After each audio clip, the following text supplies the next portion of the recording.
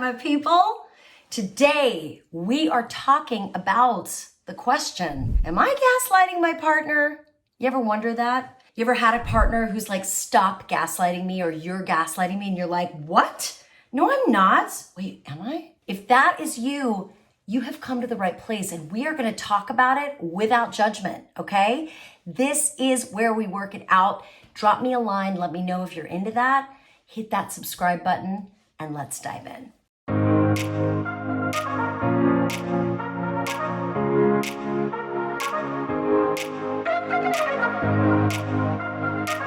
Okay, literally, look, I'm rolling up my sleeves. We're gonna get into this right now. If you're asking yourself, am I maybe gaslighting my partner? There's a very, very, very easy way to detect the answer to that question.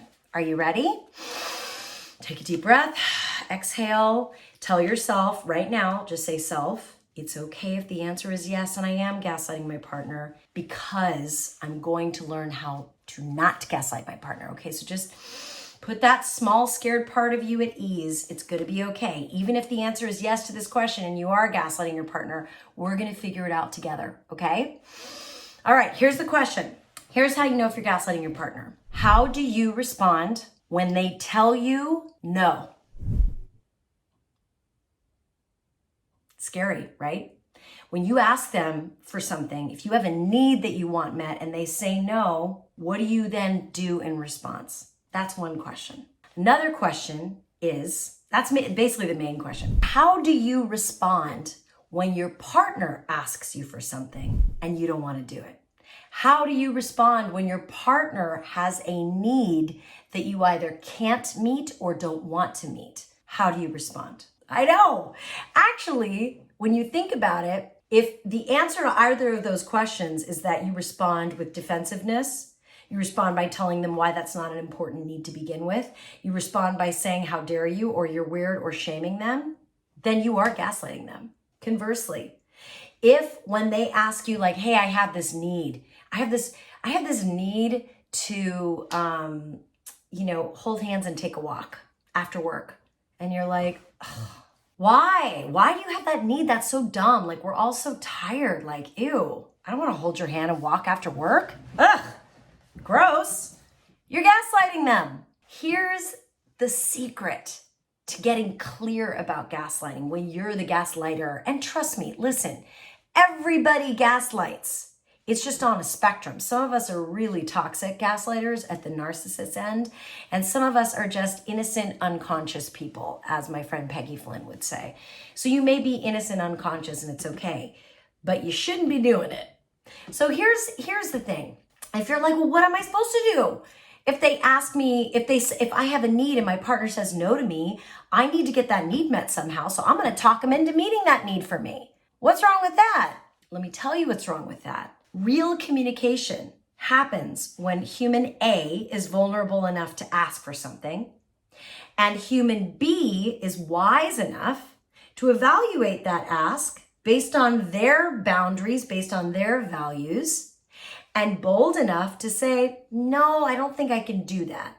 But here's what I am willing to do. What happens is a healthy bit of compromise. In fact, what happens when those two things come together is you have two people negotiating, getting their needs met. You don't have one set of needs that trumps the other. You don't have this set of needs shading the other set of needs for being what they are. You have two people who fully believe they're allowed to need what they need, making progress together by negotiating. So if you're like, wait, hold up. How exactly does that work? Listen, part of putting an end to gaslighting your partner is being willing to sit with the discomfort that comes with knowing you may not get your way perfectly, knowing that you may have to compromise a little bit, knowing that you can't just shove your way down somebody else's throat. But, and that, listen, that's discomfort. You have to tolerate the discomfort of knowing that you might have to do something you don't want to do, but you know that if you give a little bit, you're going to get a lot, right? You got to learn to tolerate that discomfort. That discomfort is actually at the bottom of the gaslighting. An unwillingness to tolerate that discomfort. That's at the bottom of the gaslighting. The other thing is that is also at the bottom of the gaslighting is believing that by compromising, by listening to somebody else's perspective, you're going to lose everything you want. You're not going to get your needs met. It's just not true. It's just not true. There is a new belief I want you to experiment with, that everyone can get their needs met, including you. Really let that sink in for a minute. Say that to yourself. It is possible for everyone to get their needs met, including me. What it creates, though, when you start to believe that, when you start to really work through this needs-based filter, I have a strong need for X, do you have a strong need for Y? How might we do both? What it starts to do is lower the temperature of the conversation. You may be like, oh my God, but there's no drama if I do it this way. That's no fun. Then what you realize, part of the reason you're gaslighting maybe, is that it's invigorating to brawl with somebody. It's invigorating to gaslight somebody. It's invigorating to have that mental dance with someone, right? I know, it's crazy. We're just weird. We just don't know any better half the time. So if you're like, well, how does this needs-based conversation work? I need scripts, I need strategies. I hear you. Let's go back to the original example. You're with somebody who wants to hold hands and take a walk after work, and you're like, oh, that is the last thing I feel like doing, so I'm going to make that person feel bad for even asking me for that. Instead of just saying, I don't have a need.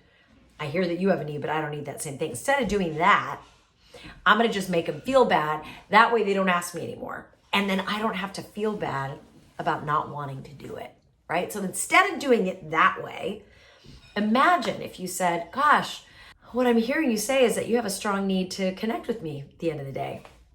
And one idea for connection is to hold hands and take a walk. Totally hear you. My strong need at the end of the day is for silent time. It's for downtime. It's for being left alone. I need like an hour just to decompress. So how might we, that's your script, how might we meet your need for connection while also meeting my need for downtime and alone time?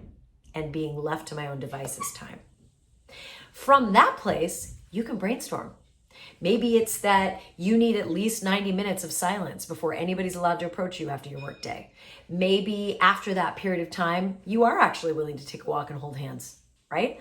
This is what it means to negotiate based on need instead of gaslighting someone, right? That's the power of this. That's the power of this. But let me tell you what. This needs-based conversation model where you validate the other person's need, you assert what your need is, you say, how might we do both? That is just one example of like 10 tools that I have ready to go. This is a channel about gaslighting, of course, but it's also a channel where we just get better at confrontation and conflict.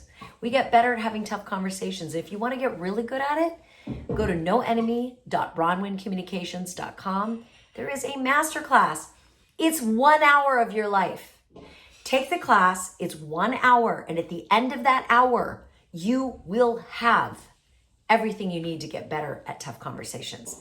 Then you won't have to resort to gaslighting, or you'll become more gaslighting resistant. I'm telling you, noenemy.bronwyncommunications.com. Listen, I hope this was helpful. I am so proud of you for doing the work and for trying to get better about not being a gaslighter. And if you're like, wait a minute, her necklace changed, her hairstyle changed in the middle of this video, that's because I had to shoot it on a different day. Listen, hashtag behind the scenes. Real life happens here. You can hear the crankling of dishes in the background. I'm just one person doing my thing for y'all. Anyway, I hope you have a great rest of the week. I'll see you next time. Shine on. We need your light.